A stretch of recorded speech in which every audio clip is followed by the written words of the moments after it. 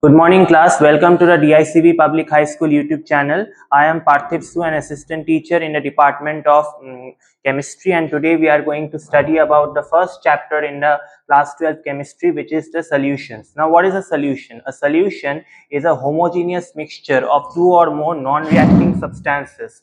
It's a homogeneous mixture. First of all, it's a mixture of two or more non-reacting substances. Those substances should not react. And secondly, it's a homogeneous mixture, means the composition is uniform throughout. Like if we dissolve salt in water, it's a homogeneous mixture, means it has uniform composition. Whereas if we dissolve sand or soil in water, it's a heterogeneous mixture. Why? Because the sand or soil, with time it settles down at the bottom of the solution.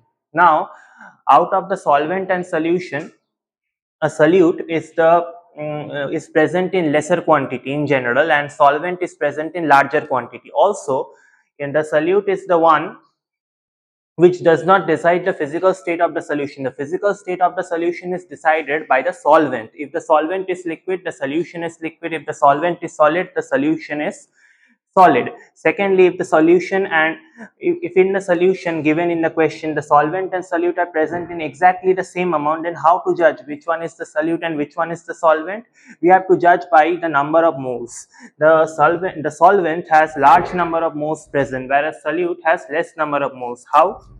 In this example, we can see that C2H5OH ethanol, it's present 10 gram. We have taken 10 gram of ethanol and 10 gram of water. If you have mixed it and formed an ethanol solution. Now, how to judge which one is the solvent and which one is the solute? Being given that both the amounts are same, we have to check the number of moles. The solvent, that is water, has large number of moles, and the ethanol has less number of moles. We can get to know about this from this formula, that is number of moles. We have learned it in class 11 in mole concept, that is number of moles is equal to given weight divided by molecular weight. Now higher the molecular weight, lower will be the number of moles. So the C2H5OH, the molecular weight of the ethanol is very high, hence its number of moles is less as compared to that of H2. In this way we can judge. Now we can classify solutions based on the number of components or constituents present in the system.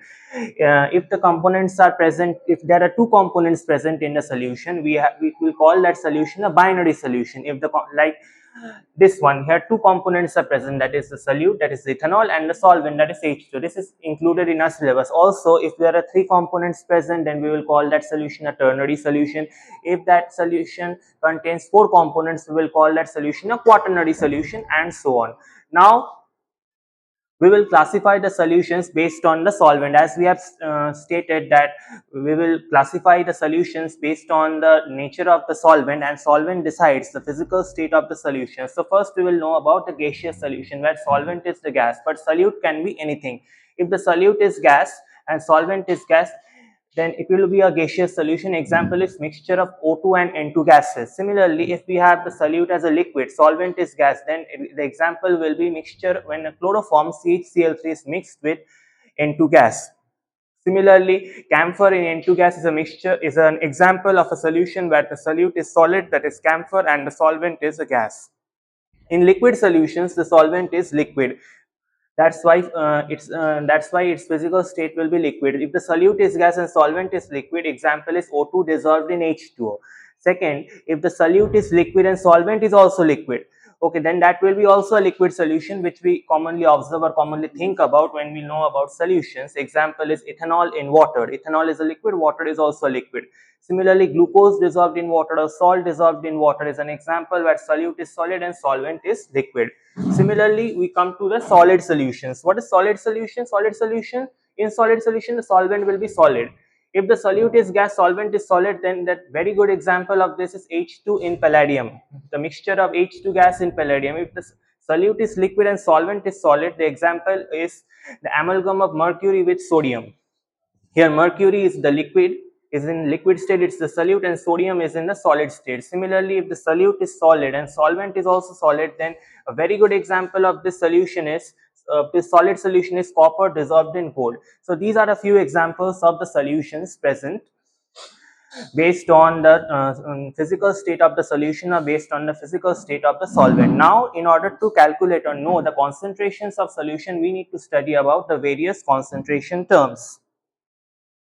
Okay, so up till here we have learned about the various types of solutions existing based on the physical state of the solvent. We have learned about what is a solution, the basic definition, what's a homogeneous mixture, and how to classify the solute and solvent. In the next class, we are going to continue our discussion with the various with the concentration terms, the concentration terms of the solution, that is concentration terms which will tell us how to define or how to calculate the concentration of the solution. So we will see you in the next class. Thank you for your kind patience and have a great day ahead. Thank you.